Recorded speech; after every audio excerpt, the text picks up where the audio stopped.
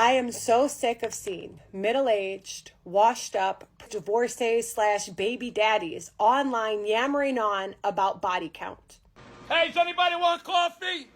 Who wants coffee? I just made a fresh pot of coffee. Does anybody want coffee? So you give them money $2,500 to be with you? Yeah, about a 25-minute video. Niggas is getting paid to be devoured. The only thing with men is I don't want to have a relationship. I'm more like a one-night stand. Okay, we can call it that. Screw and done. Don't try to cuddle me. Yeah, oh, you don't like to be cuddled? I'm not trying to cuddle you. I'm just trying to, do what I need to do, swallow and leave.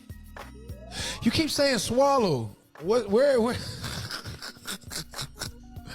All right, I mean, I can figure out what type of person you are, but I was just trying to get clarity for the people that are going to watch this. If I look materialistic, why would you ever approach me with no materials? That is insane. That is crazy. Get out of my face. I'm going to start a conversation that's going to spark a lot of controversy, specifically with middle-aged men and middle-aged male podcasters, but I'm over it.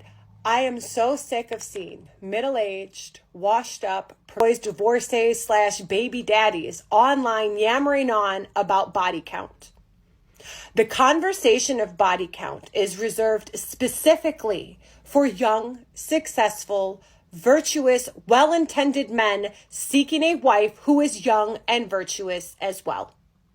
The fact that a lot of you men spent an entire lifetime damaging and degrading your target marital demographic only to turn around and condemn them, and then furthermore feel entitled to one that does not belong to you, is absurd.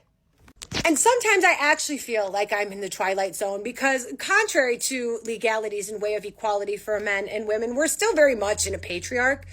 And it was the patriarch that up and decided sex sells, and that's what they did. They sold sex to their women and children so they could comfortably exploit women's sexuality for their own entertainment. And here we are. Sexuality has been normalized because it's just spoon-fed to us on a daily basis. Cool. We can't undo it. Sexuality is primal. We're all kind of drawn to it. We don't need to make it taboo, but you guys do. And to me, it's not about innies or outies or keys or master locks anymore. It's just because if you're participating in sexual activity, what are you expecting?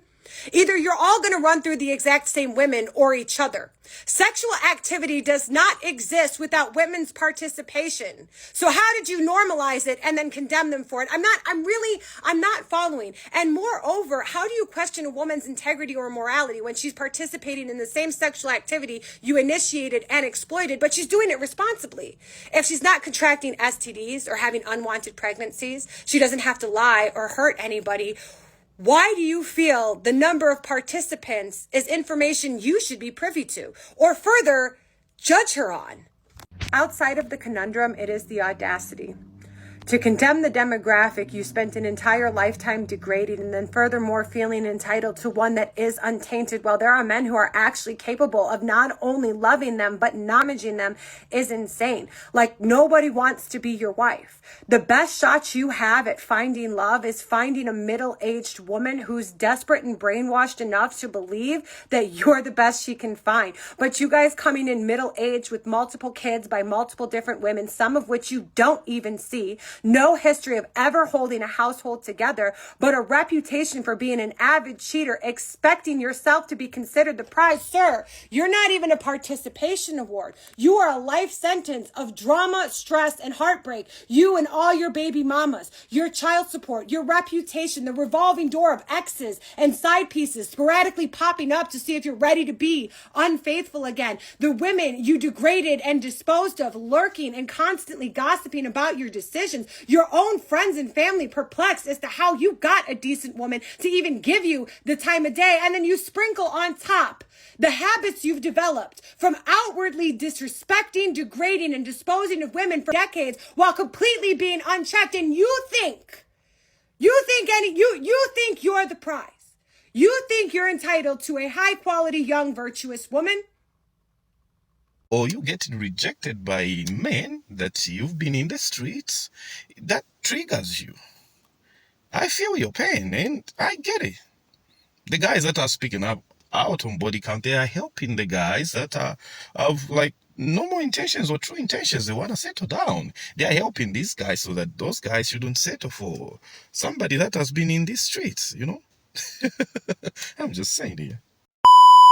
I appreciate that, my love. I don't feel 30. I'm actually 31. I don't feel 31. I don't believe in aging. I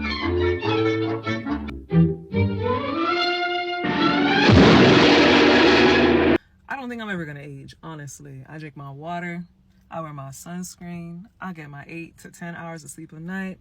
I remove myself from bad mind and people that do not deserve to be in my life. It's great that you feel that you're not old, but we are looking at the facts here. The fact is that you've hit the wall. Passport bros. They're allegedly getting passports and traveling to different countries to find mates, women to marry, who have values that they admire.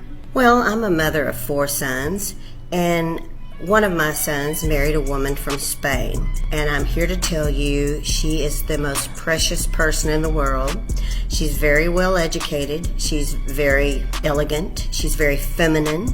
She knows how to cooperate with my son and not be demanding and entitled and ungrateful for the things that he does for her. Well, women in America have grown so entitled and so demanding that they think they can do anything they want to do and get away with it, treat a man any way they want to treat him, and even denigrate him when they weigh 300 pounds and he wants someone who looks feminine, who behaves feminine, who takes care of herself. I'm going to encourage my other sons who are not married to get a passport. You see, moms with sons, they get it. And I think we're going to see a lot more of this, of moms kind of silently in private telling their sons, hey, maybe go look for a woman in a different country.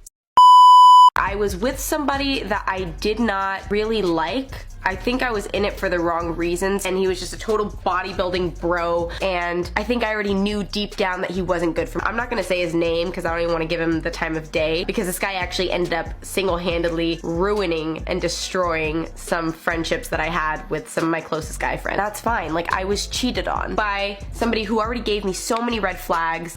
Where are all the single men between the ages of 35 and 45 who are also seeking a relationship?